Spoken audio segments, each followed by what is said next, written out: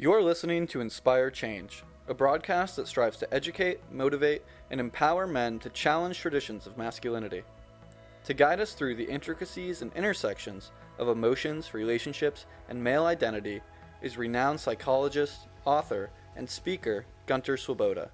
This is Inspire Change. Before I begin the actual podcast, I would like to respectfully acknowledge the Gadigal people of the Eora Nation, who are the traditional custodians of the land on which I work.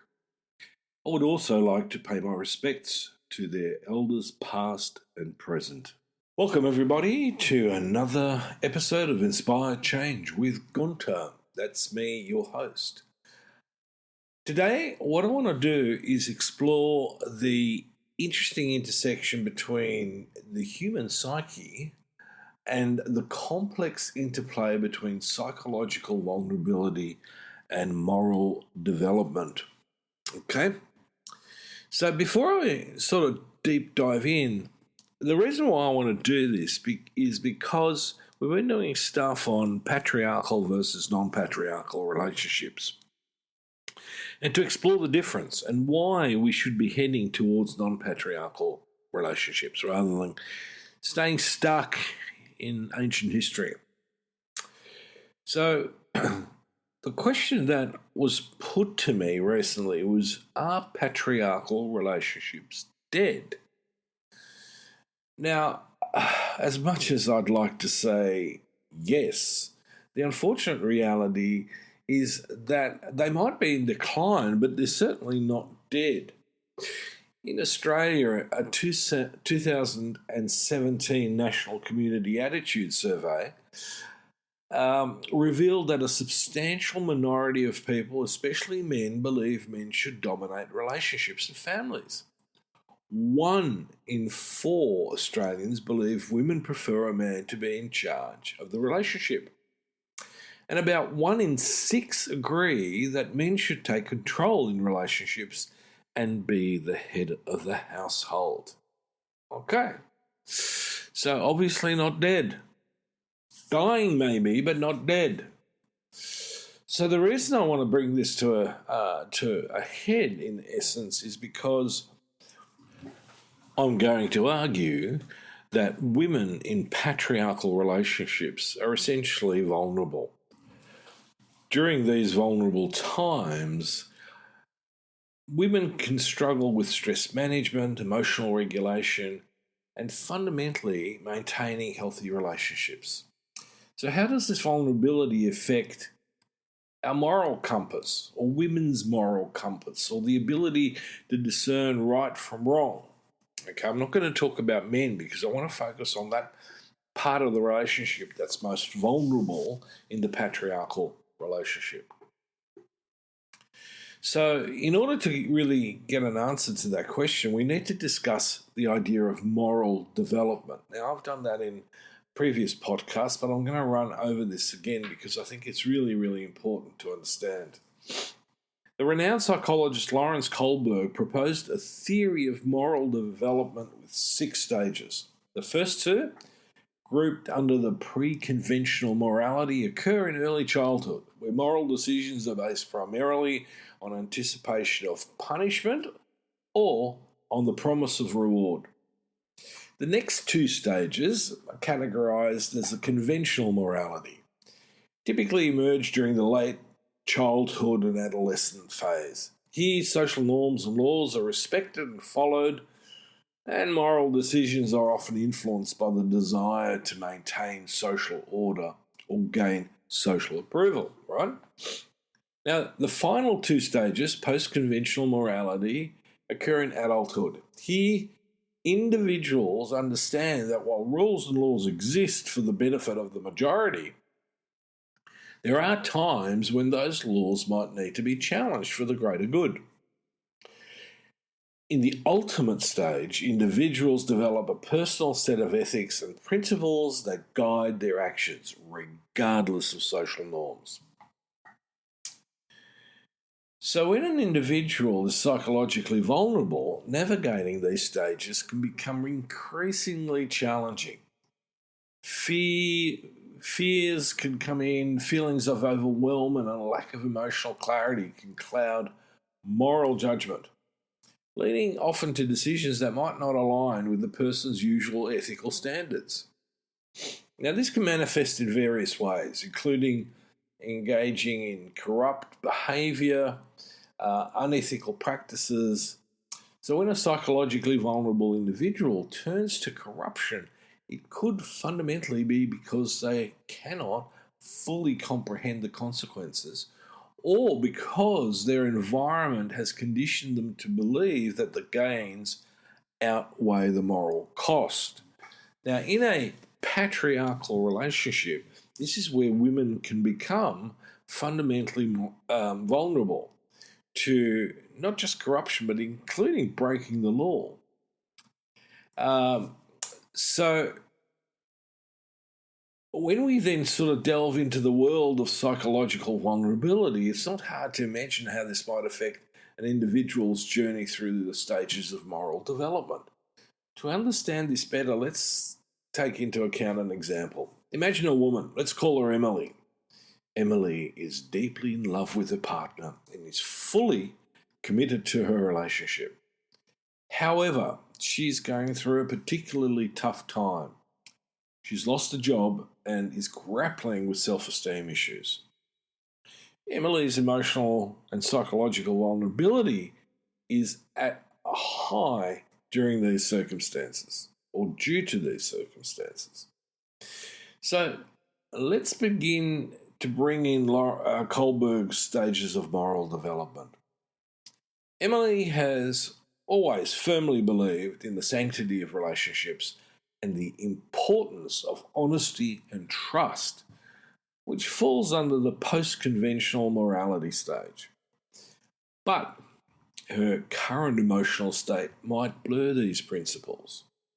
Now imagine a situation where a charming and attractive colleague shows interest in Emily.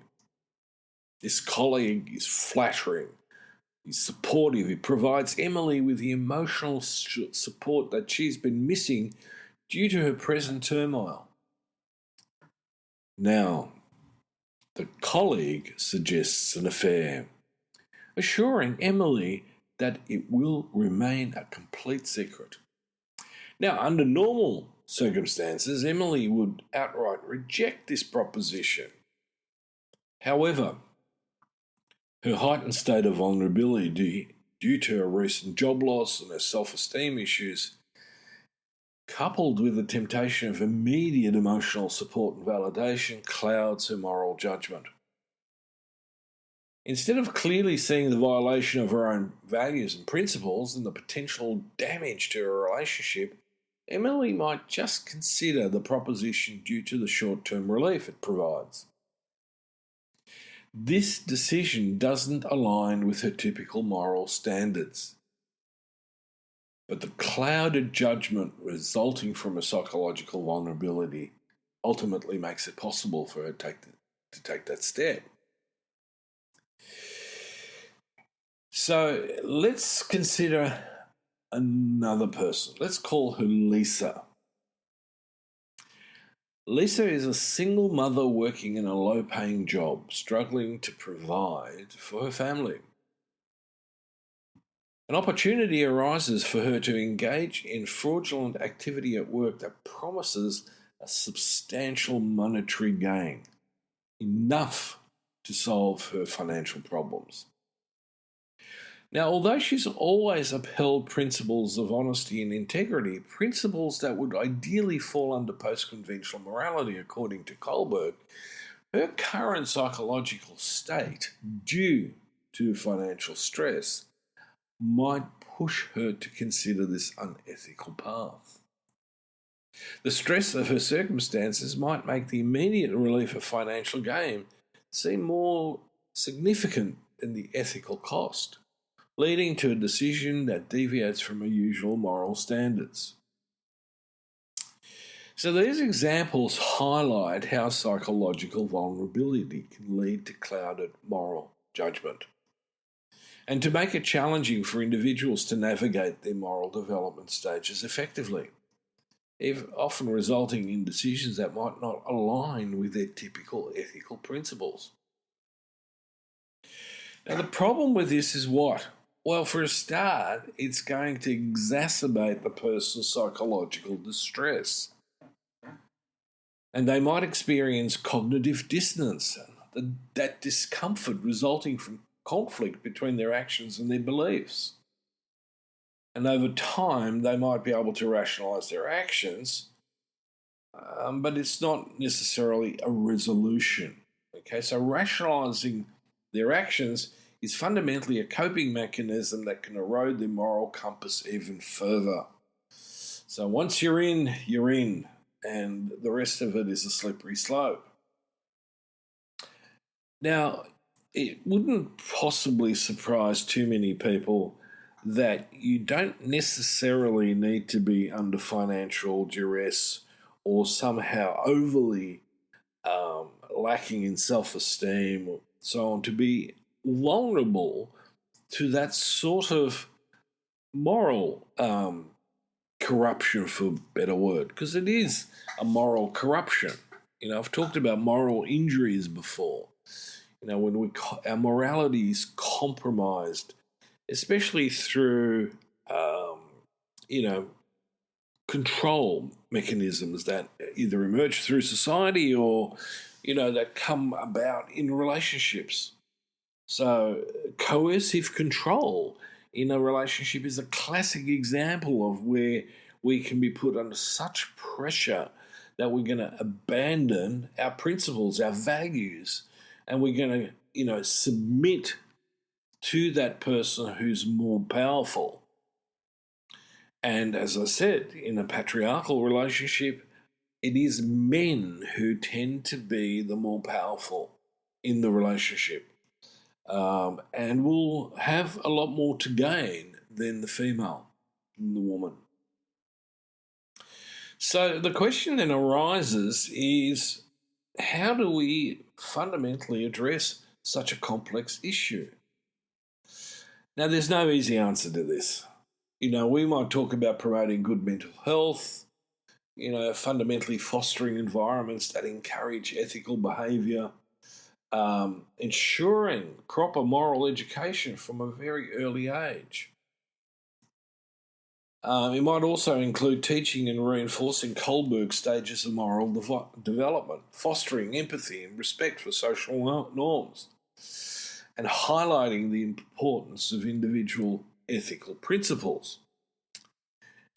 That's all very well, but the reality is that and it's not always society to blame, but society puts an enormous amount of pressure on an individual, no matter what stages of moral development they're in.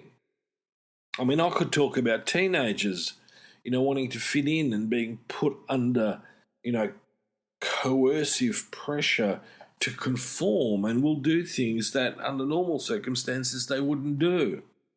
Similarly, men, if they're in a hierarchical relationship, wherein there are more powerful men, there are more men with more resources that give them more power, a lot of men will succumb and submit to that sort of moral coercive control and relinquish their own ethical standards.